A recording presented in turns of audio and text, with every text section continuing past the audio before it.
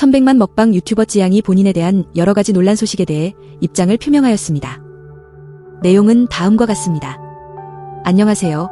급하게 방송을 켠 이유는 가로세로 연구소에서 나온 이슈에 대해 설명드리기 위해서입니다.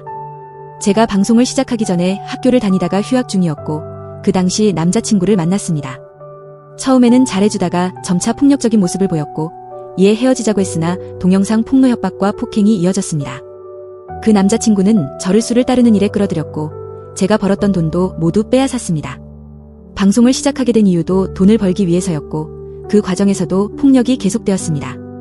방송을 하면서 벌었던 돈도 모두 빼앗겼고 소속사 계약도 강제로 체결되었습니다. 부당한 계약 조건으로 모든 수익의 70%를 소속사가 가져갔으며 인감도장과 신분증도 소속사에서 관리했습니다. 소속사는 계약 이행도 제대로 하지 않았고 광고 수익도 받지 못했습니다. 결국 소속사에서 방송을 그만두라는 지시를 받았고 협박과 폭력이 계속되었습니다.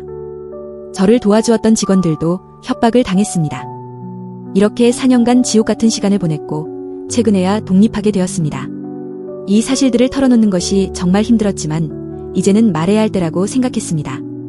저의 잘못과 후회스러운 일들이 많지만 당시에는 너무 무서웠고 협박과 폭력에 굴복할 수밖에 없었습니다. 변호사님들의 도움으로 법적 조치를 진행하게 되었고 여러 형사 및 민사소송을 통해 해결해 나가고 있습니다. 형사적으로는 불송치 결정이 났고 민사적으로는 정상금을 일부 회복했습니다. 하지만 아직도 해결되지 않은 문제들이 많습니다. 이 사건에 대해 많은 오해와 억측이 있습니다. 소속사와의 관계에서 어떻게 피해를 입었는지, 어떤 일이 있었는지에 대해 설명드리겠습니다. 당시 소속사 대표와의 관계는 사실상 노예 관계였으며 모든 것을 소속사에서 하라는 대로 할 수밖에 없었습니다. 형사적으로는 접근 금지 조치를 받아냈고 여러 가지 죄명으로 고소를 진행했습니다. 민사적으로는 전속 계약의 효력을 정지시키고 부당한 계약을 무효화했습니다. 또한 정상금을 회복하고 상표 출원에 대한 이유 신청도 진행했습니다. 여러분께서 궁금해하시는 부분들에 대해 변호사님들이 상세히 설명해 주셨습니다. 이번 사건을 통해 많은 분들이 저와 소속사 대표 사이에 어떤 일이 있었는지 알게 되셨으면 좋겠습니다. 이제 이 상황을 극복하고 앞으로 나아가고자 합니다. 여러분의 이해와 응원을 부탁드립니다. 감사합니다. 이상 찌양의 발표였습니다.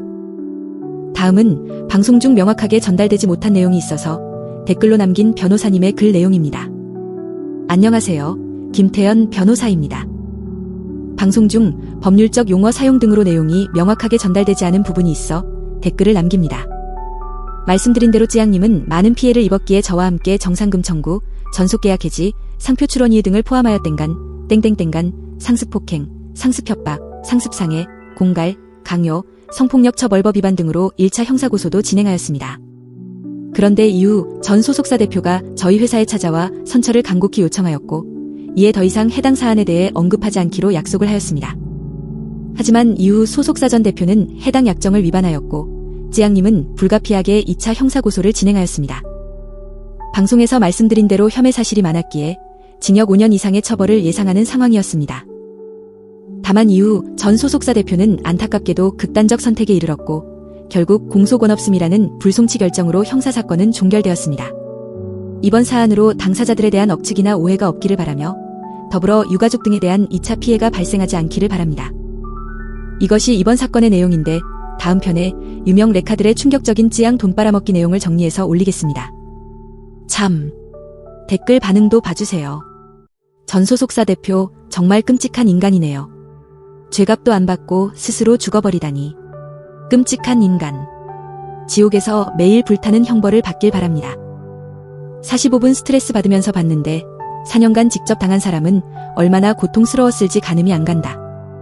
진짜 더 짠한 건 계속 뜯기고 맞고 그랬는데 보육원이었나 어디 봉사활동 계속하고 계속 기부한 걸로 아는데 진짜 부처님이나 천사가 환생한 것 같아요. 그 시키 부관 참시해야 되는 거 아냐? 이렇게 당하고 사는 사람들이 세상에 얼마나 많을까. 제발 정의로운 사회가 되길.